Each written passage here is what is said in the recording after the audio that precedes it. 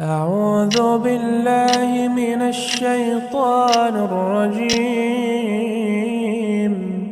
بسم الله الرحمن الرحيم.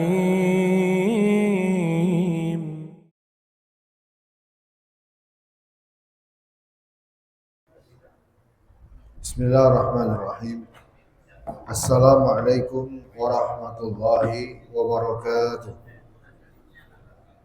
Innal hamdalillah nahmaduhu wa nasta'inuhu wa nastaghfiruh wa na'udzu billahi min shururi anfusina wa sayyiati a'malina. May yahdihillahu fala mudilla lahu wa may yudlil fala hadiya lahu.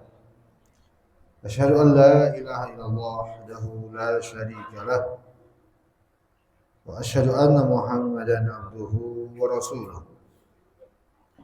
Ya ayyuhalladzina amanu taqullaha haqqa tuqatih wa la tamutunna illa wa antum muslimun. Ya ayyuhan nasu taqu rabbakum alladzi khalaqakum min nafsin wahidah wa khalaqa minha zawjaha wa bassa minhuma rijalan katsiran wa nisaa'a wattaqullaha alladzi tasaaluna bihi wal arham. Innallaha kana 'alaikum raqiba.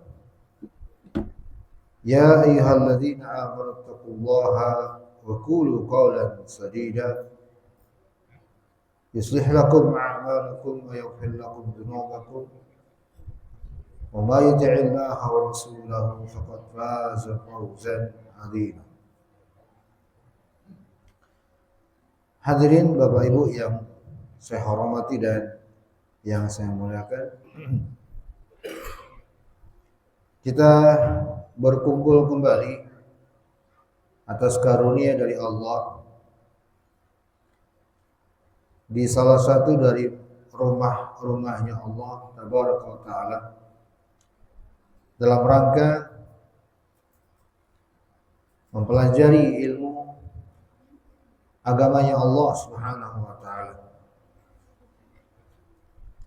untuk membekali diri agar kita bisa berkeyakinan, beramal sesuai dengan yang Allah inginkan. Jazakallahu khairan. Dan yang dituntunkan oleh Nabi-Nya Muhammad SAW, agar kita bisa beragama dengan benar. Karena beragama tidak akan pernah bisa benar kecuali hanya karena taufik dan hidayah dari Allah, kemudian dengan ilmu yang dengannya seseorang bisa beragama dengan benar. Beragama dengan benar bukan dengan perasaan dan pikiran masing-masing kita, tapi benar-benar dengan ilmu yang kita pelajari. Yarhamkumullah. Salawat serta salam mari kita panjatkan untuk Nabi kita, Nabi besar Muhammad sallallahu alaihi wasallam. Hadirin yang saya hormati dan yang saya muliakan, kita akan lanjutkan kembali tafsir surat At-Takatsur.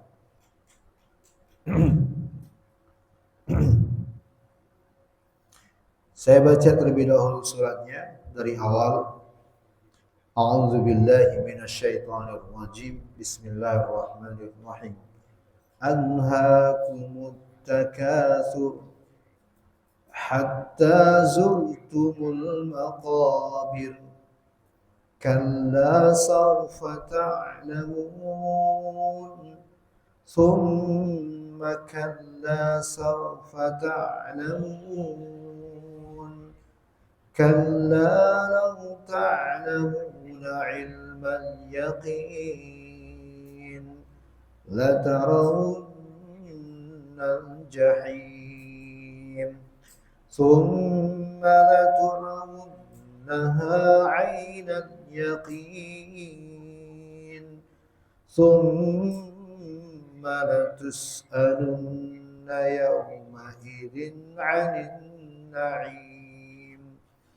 Allah berfirman, bermegah-megahan telah melalaikan kalian sampai kalian masuk ke dalam kubur. Sekali-kali janganlah demikian, kelak kalian akan mengetahui.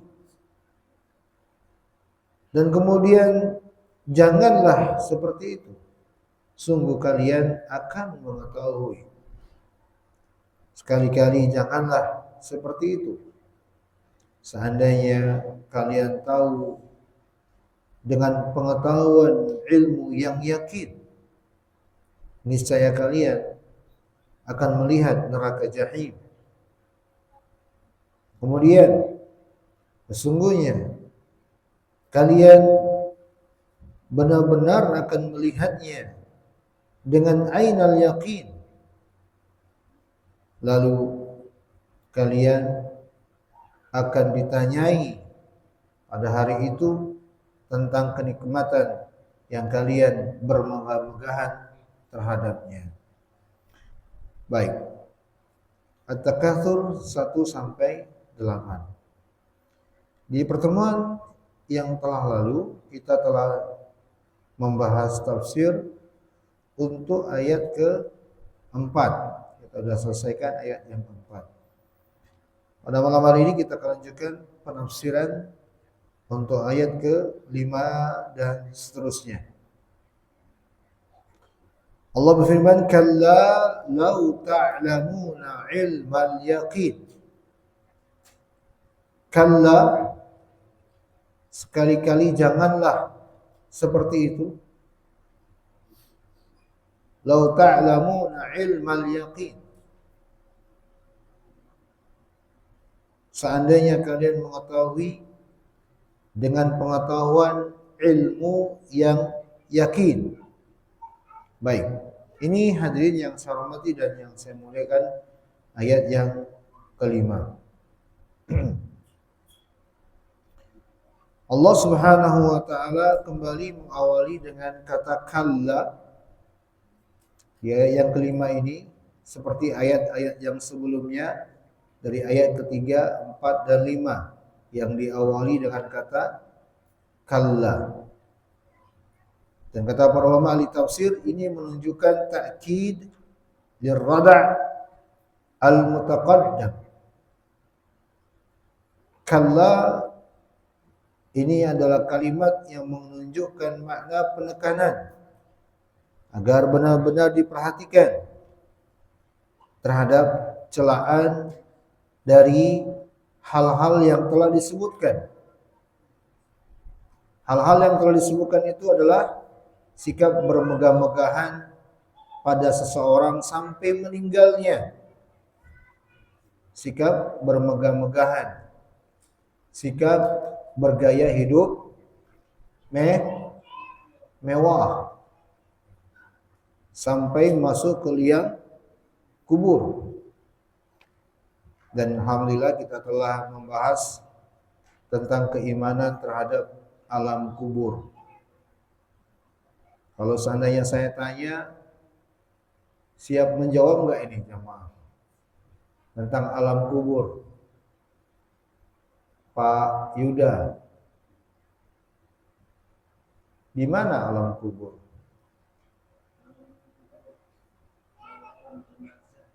Di alam barzakh. Tempat persisnya di mana? Kita tidak akan pernah bisa menjawab. Kalau begitu, kenapa kita harus beriman? Kita nggak tahu.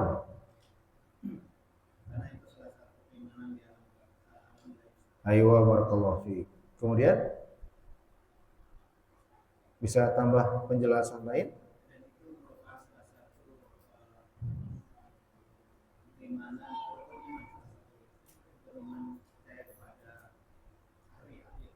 Baik, sekarang saya minta sebuah jawaban untuk meyakinkan kita yang tidak tahu ini. Kenapa kita harus beriman padahal kita nggak tahu?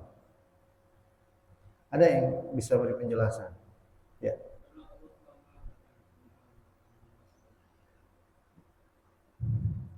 Bukan itu jawabannya. Paling mengena. Kita nggak tahu nih di mana alam kubur. Lalu kenapa kita harus beriman? Kita kan nggak tahu. Ya? Enggak, bukan itu. Kita kan nggak tahu di mana alam kubur. Berarti ketidaktahuan kita ini bisa nggak dijadikan alasan untuk kita meragukan atau bahkan tidak beriman terhadapnya. Nah itu maksud saya. Paham nggak? Apa jawabannya?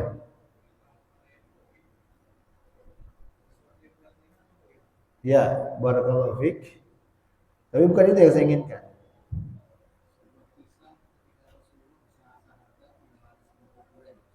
Hmm.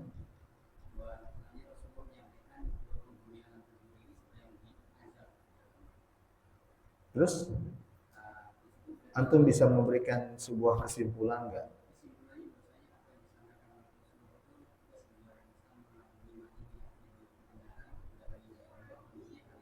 Betul, bagus. Lalu ketidaktahuan kita diapain? Baik. Jadi begini, kita mengarahkan untuk kita yang tidak tahu dengan mengatakan bahwa ketidaktahuan kita itu bukanlah alasan untuk ragu apalagi tidak percaya. Ingat ini. Sampaikan kepada siapapun yang di luar sana ya, bahwa ketidaktahuan kita itu bukanlah alasan untuk ragu apalagi tidak percaya. Kalau ketidaktahuan kita terhadap sesuatu akan hakikatnya itu bisa dijadikan alasan sehingga kita ragu atau bahkan tidak percaya, maka konsekuensinya akan banyak dalam masalah agama ini akan kita tidak percayai. Betul tidak? Malaikat. Kita nggak tahu malaikat. Betul tidak? Kenapa kita percaya?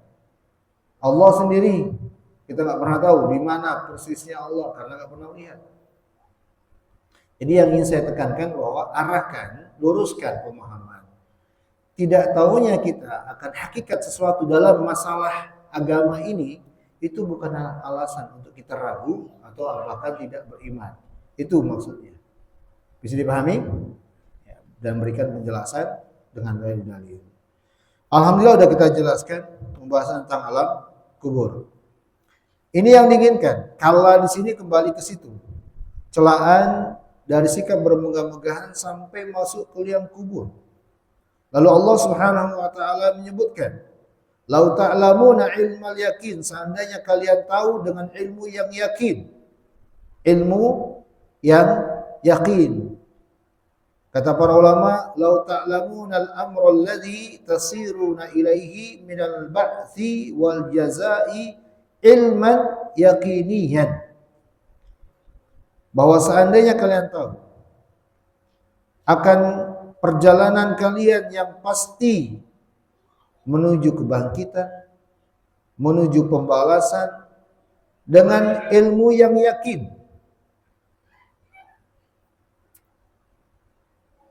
Wa huwa ilmul jazim al-mutabiq lil waqi' alladhi la syakka fihi. Perhatikan ini. Ilmu yakin, kata para ulama, adalah ilmu pengetahuan yang dimiliki pada diri seseorang yang dengannya sesuai dengan kenyataan dan burhan, dalil, alladzi la syakka fi, yang tidak ada keraguan padanya. Artinya, selagi ada keraguan, maka selama itu tidaklah disebut dengan ilmu. Ilmu dan ragu itu dua hal yang bertentangan. Ilmu dan keraguan itu bertentangan. Seseorang dikatakan berilmu terhadap sesuatu ketika dia memiliki keyakinan terhadap sesuatu itu. Seseorang ragu terhadap sesuatu, maka selama itu juga dia dikatakan tidaklah berilmu akan sesuatu itu. Makanya disebut dengan ilmu yakin. Wa idafatu ilm ila al-yaqin min idafatil mawsu' ila sifah. Digandengkan ilmu dengan yakin, ini penggandengan sesuatu yang disifati dengan sifatnya. Bahwa yakin itu adalah buah dari ilmu. Itulah sifatnya ilmu. Dan tak akan pernah dikatakan berilmu seseorang terhadap sesuatu kalau dia tidak meyakini. Hadirin yang saya hormati dan yang saya muliakan. tolong diperhatikan. Ini penjelasan tentang ilmu dan keyakinan yang harus ada pada diri kita terhadap segala yang telah Allah dan Rasulnya kabarkan dalam agama ini. Ilmu yakin. Kita kalau perhatikan ayat setelahnya, Allah Subhanahu wa taala menyebut lagi yakin tapi dengan ain. Perhatikan ayat yang ke-7. La tarawunnal jahim thumma la tarawunnaha ainal yaqin. Kalian akan melihat neraka jahim, lalu kalian akan melihatnya dengan ainal yaqin, penglihatan yang disertai yakin. Tsumma latus'alunna yauma idzin 'anil na'im. Lalu kalian akan ditanya tentang berbagai kenikmatan yang kalian bermegah-megahan terhadapnya. Saya kembali ke penafsiran ayat kelima. Allah sebut ilmu yakin. Ilmu yang diiringi dengan keyakinan. Dan sesuatu tidak dikatakan ilmu bila tidak diyakini. Itu namanya ragu. Lalu Allah sebut di ayat-ayat setelahnya, kalian akan melihat, sungguh kalian akan melihat neraka jahim. Artinya, terhadap yang Allah cela tadi, yakni berupa sikap bermegah-megahan, seandainya kita tahu dengan pengetahuan yang didasari keyakinan, maka niscaya kita akan menyadari akibat buruknya, yaitu neraka jahim, dari sifat tersebut.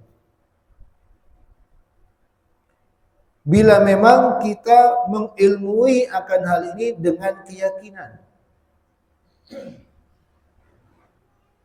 Oleh karena itulah, hadirin yang saya hormati dan yang saya muliakan, dalam pembahasan tentang ilmu sesuatu yang menjadi pengetahuan dan wawasan seseorang terhadap sesuatu. Pengetahuan dan wawasan seseorang terhadap sesuatu. Dalam pembahasannya, para ulama mengatakan bahwa pengetahuan seseorang, tahunya seseorang terhadap sesuatu, itu ada 6 bentuk. Ada 6 bentuknya. Pengetahuan seseorang terhadap sesuatu itu ada 6 bentuk. Mari kita perhatikan, kita berada di posisi mana nantinya. Ini semua porosnya ke masalah agama ya. Bukan masalah keduniawian, masalah agama. Pengetahuan seseorang terhadap sesuatu itu ada 6 tingkatannya. Yang pertama, al-ilmu. Ilmu. Yaitu idraku syai' ala ma huwa alaihi idrakan jaziman. Dia dikatakan berilmu terhadap sesuatu. Tatkala dia betul-betul menguasai sesuatu itu dengan pengetahuan dan wawasan yang sesuai dengan kenyataan. Idrakan jaziman, dengan pengetahuan yang pasti dan yakin, teryakini. Ilmu. Lalu yang kedua, tsaniya al-jahl basit. Jahil basit. Ya. Jahil basit wa huwa adamul idrak bil kulliyah. Adamul idrak bil kulliyah. Seseorang yang tidak memiliki pengetahuan terhadap sesuatu secara keseluruhan. Ini jahil basit. Yang ketiga, jahil murakkab. Jahil murakkab namanya. Idraku syai' ala wajhi yukhalifu ma huwa alaih. Pengetahuan seseorang terhadap sesuatu yang kontradiksi dengan kenyataan. Yang kontradiksi dengan kenyataan, bertentangan dengan kenyataan. Ini jahil murakkab. Antara yang sebelumnya jahil basit dengan jahil murakkab, murakkab lebih parah. Seseorang ditanya, apa rasanya gula? Nggak tahu saya. Ini jahil. Jahil apa ini? Basit. Dia ditanya, apa rasanya gula? Gula itu rasanya asin. Ini jahil apa? Murakkab. Yang keempat, al-waham. Al-waham. Idraku syai' ma ihtimali dhiddi rajihin. Pengetahuan seseorang terhadap sesuatu ma'ihtimali dhiddi rajih. Pengetahuan seorang terhadap sesuatu tapi lebih condong kepada yang salah. Lebih condong kepada yang salah.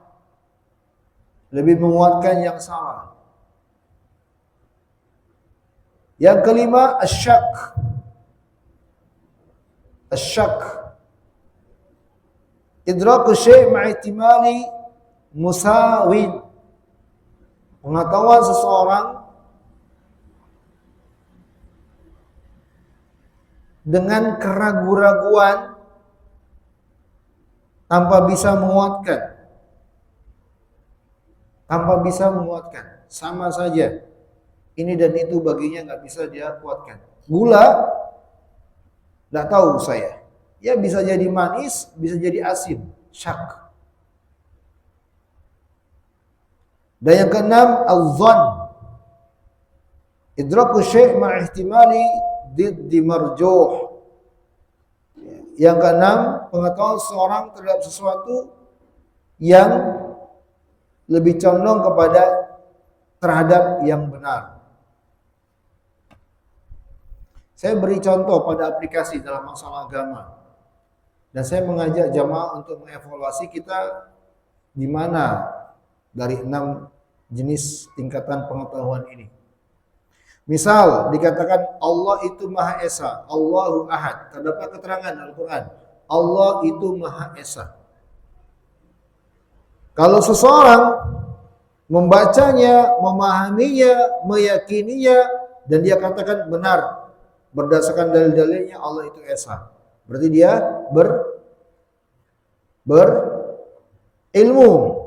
ilmu tingkatannya dia. Allah itu Maha Esa, dia katakan saya nggak tahu. Ini apa? Jahil basit. Allah itu Maha Esa, dia katakan ada juga kok selain Allah yang patut untuk disembah. Ini apa? Jahil murakkab. Allah itu Maha Esa, dia katakan sepertinya ada juga selain Allah yang boleh disembah Allah. Allah ya boleh dikatakan satu, yang lain juga. Ya. Bahkan yang lain itu juga layak untuk disembah. Ini apa? Waham. Ya. Kalau syak ketika dia katakan yang lain itu sama dengan Allah, tidak ada perbedaan. Syak dan dzan sepertinya memang Allah yang layak dikatakan hanya Esa. Itu dzan. Terhadap agama, hadirin yang saya muliakan, kondisi kita di sini. Silakan timbang. Kalau saya kembalikan ke masalah alam kubur, ya, di mana kita bisa diketahui di sini. Kita selama ini mungkin terhadap alam kubur mungkin hanya pada jenjang jahil basit atau jahil murakkab atau waham atau syak atau dzan. Selagi kita tidak berilmu. Nah, ilmu sendiri, hadirin yang saya muliakan, tingkatan dasarnya ilmu yakin. Itu dasar dalam ilmu. Sesuatu tidak akan dikatakan berilmu tanpa ada keyakinan. Kita mengilmui Allah itu Maha Esa. Kalau pengetahuan kita akan Allah itu Maha Esa hanya sebatas pengakuan tapi tidak keyakinan, selama itu juga tidak dikatakan berilmu. Harus disertai dengan keyakinan. Keyakinan itulah sesuatu yang terpatri di hati, membenarkannya tanpa ada keraguan. Ilmu yakin. Di atas ilmu yakin ada namanya ainul yakin. Ainul yakin itu adalah ilmu yang disertai dengan keyakinan yang telah disaksikan dengan penglihatan. Kemudian yang paling tingginya adalah hakul yakin. Hakul yakin adalah ilmu terhadap sesuatu yang disertai dengan keyakinan yang telah terkumpul pada diri seseorang, pengetahuan terhadapnya, bukti terhadapnya, dan tidak ada keraguan sedikit pun. Hakul yakin.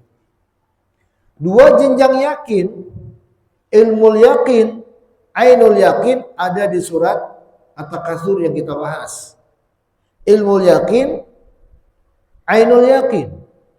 Hakul yakin Allah sebut ada di dua surat. Di surat Al-Waqiah ayat 95 dan surat Al-Haqqah ayat 51.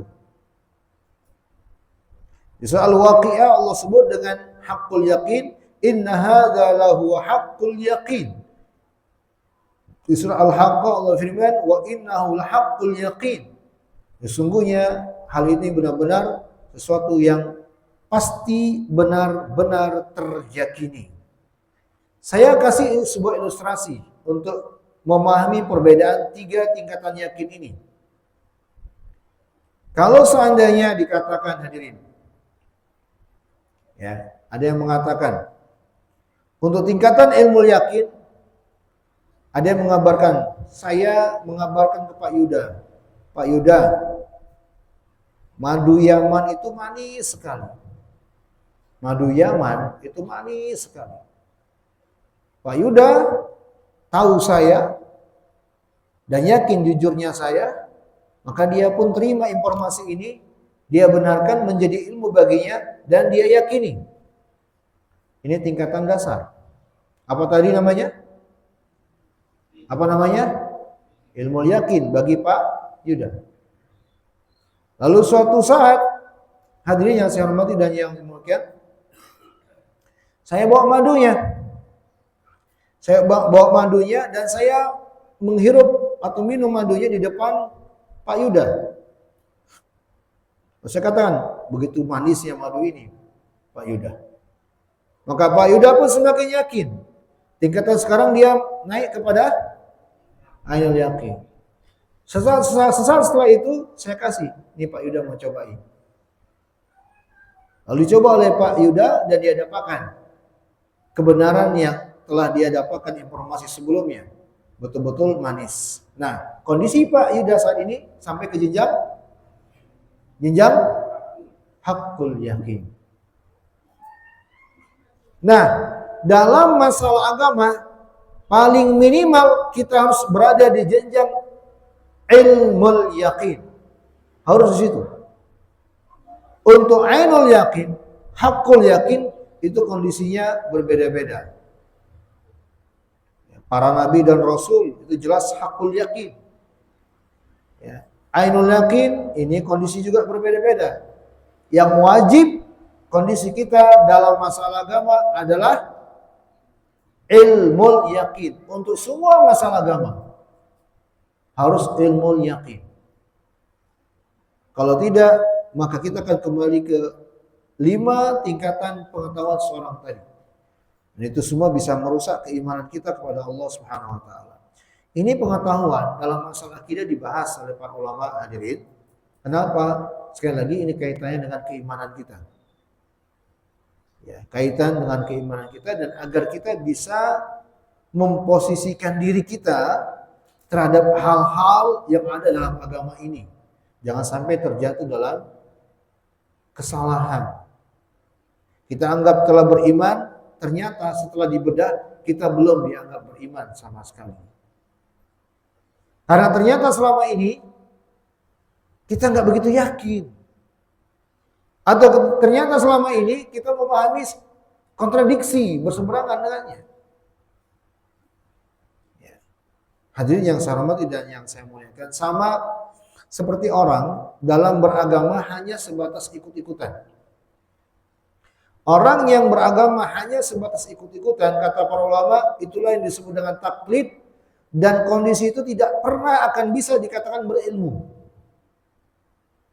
Makanya dalam Al-Quran, kalau bawa buka Al-Quran, banyak sekali ayat-ayat yang menjelaskan orang yang beragama dengan metode ikut-ikutan akan menyesal pada hari kiamat dan mendapatkan siksaan. Buka surah Al-Ahzab, di akhir surah Al-Ahzab itu ada. Ada di surat As-Saba juga disebutkan. Kenapa? Karena orang yang beragama dengan metode sebatas ikut-ikutan, dia tidak membangun agamanya dengan ilmu yakin. Bukan ilmu yakin dia beragama. Ya. Baik. Nah, kita kembali ke surat Takatsur. Allah Jalla wa Ala berfirman, kalian akan melihat neraka jahim. Neraka jahim adalah salah satu nama dari sekian neraka yang telah Allah Subhanahu wa taala ciptakan. Wahiyan nar wa sumiyat bidzalika li syiddati hararatiha, dinamakan jahim karena neraka ini di dalamnya terdapat api yang begitu luar biasa panasnya. Disebut juga dengan narun jahma. Narun jahma, neraka yang menyala-nyala, bergejolak api di dalamnya. Allah Subhanahu wa taala menyebut neraka jahim di surat At-Takatsur ini, dan ini kata para ulama merupakan jawab qasam. Jawab qasamin muqaddar. Jawaban dari ayat-ayat sebelumnya. Lihat ayat sebelumnya, binasa kalian dengan berlebih-lebihan. Kalian dengan seperti itu sampai ke kuburan. Janganlah seperti itu, kalian akan mengetahui. Sungguh jangan seperti itu, kalian akan mengetahui. Seandainya kalian mengetahui dengan ilmu yang yakin terhadap buruknya sikap berlebih-lebihan itu, niscaya kalian akan melihat neraka jahim. Artinya apa? Neraka jahim ini adalah ancaman untuk mereka yang sikapnya bermegah-megahan tadi. Neraka jahim.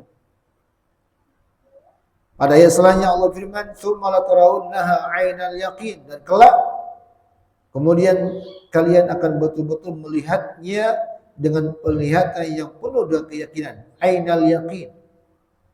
"Tsumma latus'aluna yauma idzin 'anil na'im", kemudian kalian akan ditanya pada hari itu dari berbagai kenikmatan yang telah kalian jadikan dengan hidup yang bermegah-megahan terhadapnya.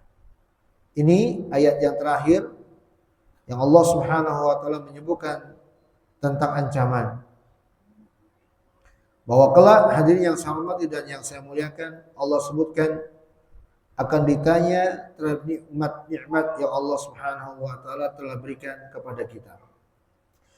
Dalam tafsir Ibnu Katsir, beliau menukil ucapan Imam Mujahid rahimahullah. Mujahid ini muridnya Ibnu Abbas radhiyallahu taala anhuma.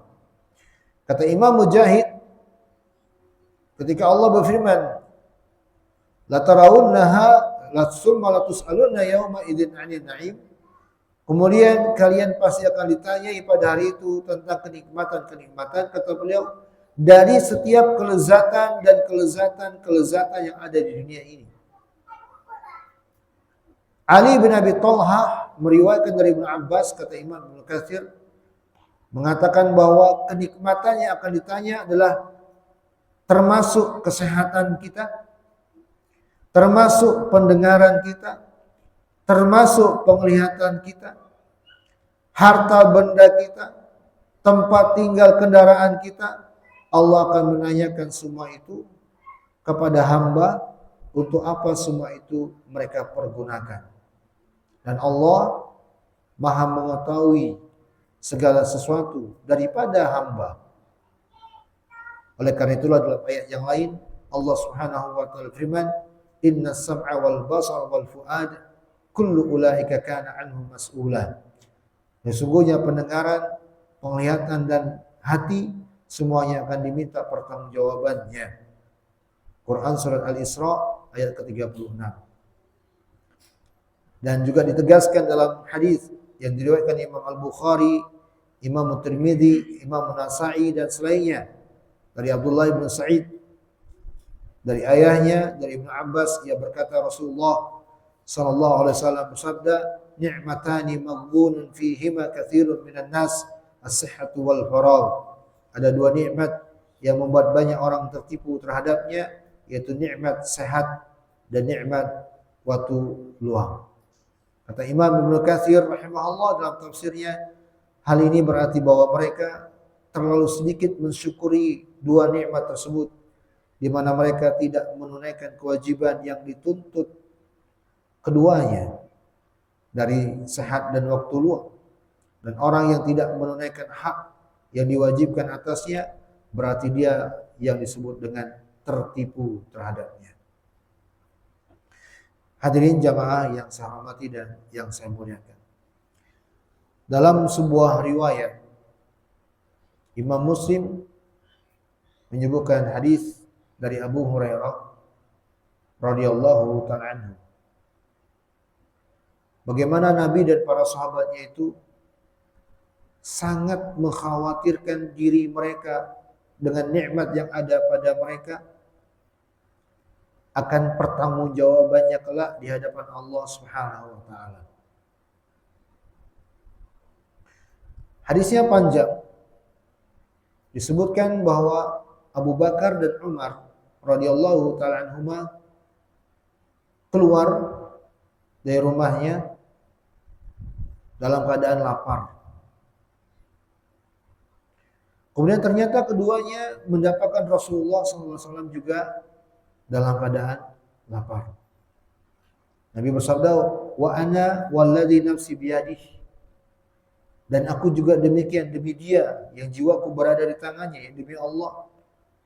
Tidaklah ada yang membuatku keluar dari rumah kecuali sama dengan yang membuat kalian keluar dari rumah kalian, yaitu lapar.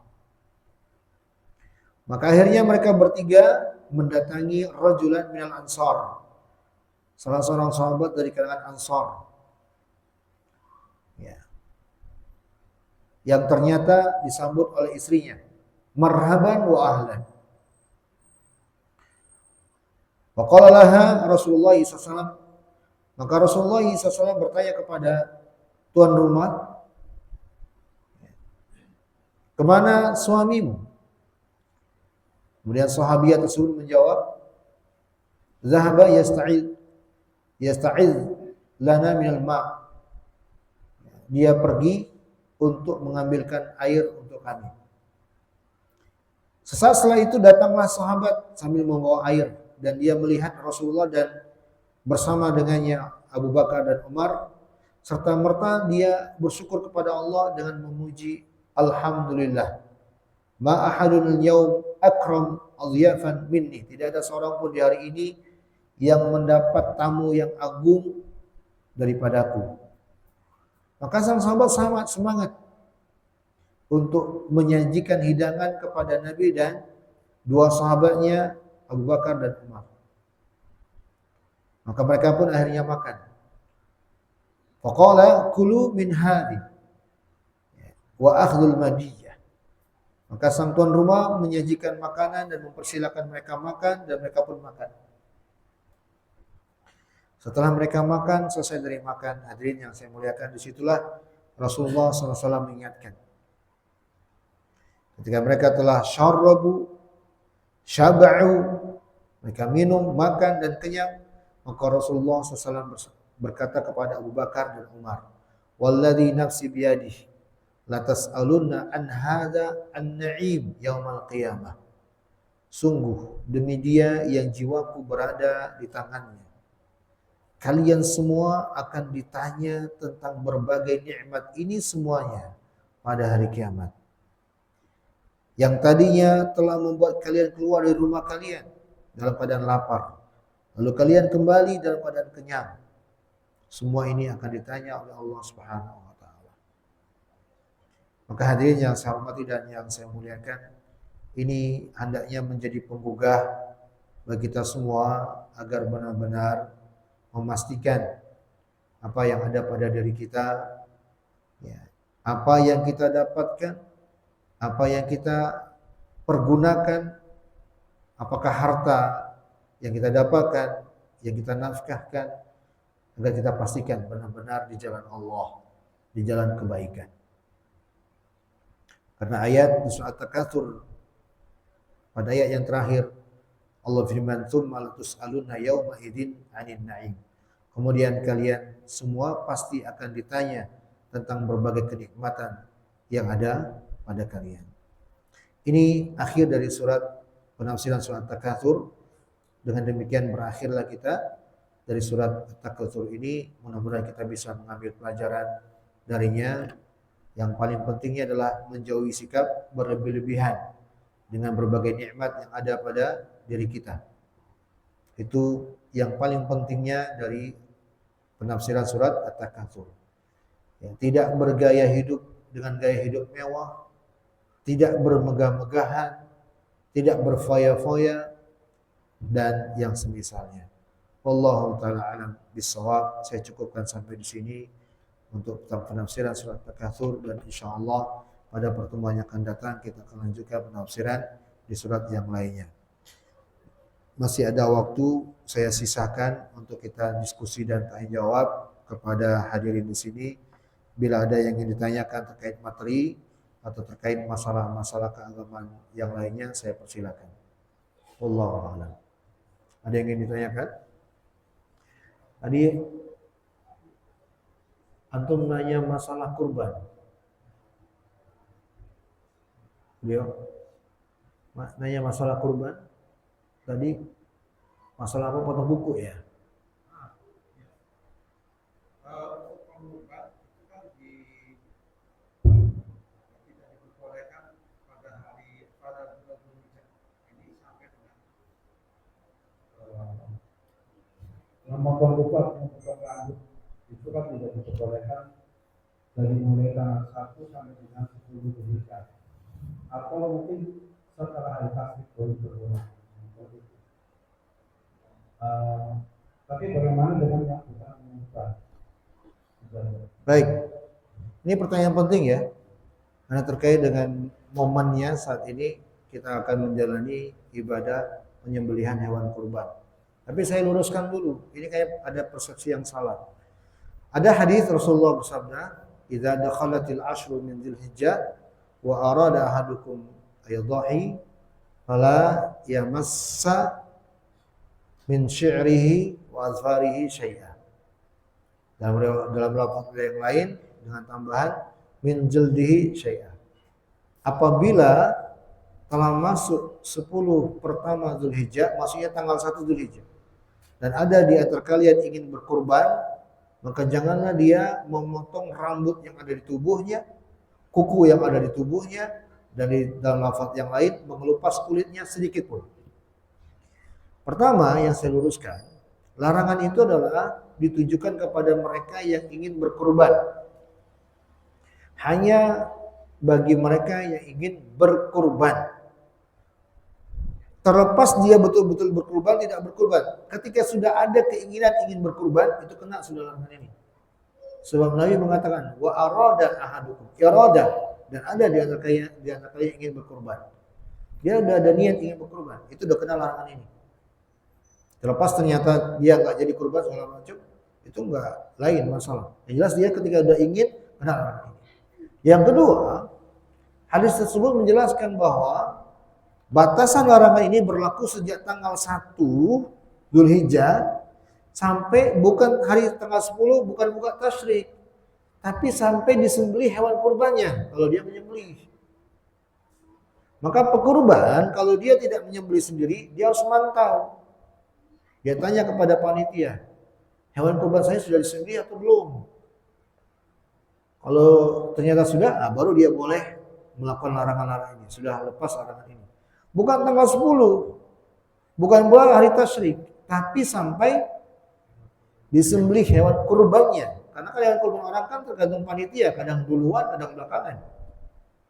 Jadi dia si pekurban yang mewakilkan kepada pengurus harus memantau sehingga dia bisa menjalankan yang dilarang tadi, apakah motong kuku, motong rambut. Kemudian ini terkait dengan sahibul kurban, tidak terkait dengan hewan kurban. Ini larangan terkait dengan sahibul kurban. Yang apabila ada melakukannya dengan sengaja dia berdosa. Karena larangan pada asalnya bersifat hukum wajib dijauhi dan berdosa bila dilakukan. Tidak terkait dengan hewan kurban. Kalau dia melakukan hal ini, kurbannya tetap sah, nggak ada pengaruhnya, nggak ada hubungannya. Jadi nggak ada urusannya dengan hewan kurbannya. Begitu wallahu a'lam. Begitu. Ada lagi yang lain? Ya. Udah. Kita akhiri kalau tidak ada pertanyaan lagi dengan sama-sama mengucapkan subhanakallahumma wa bihamdika asyhadu an la ilaha illa anta astaghfiruka wa atubu ilaik. Walhamdulillah. Assalamualaikum warahmatullahi wabarakatuh.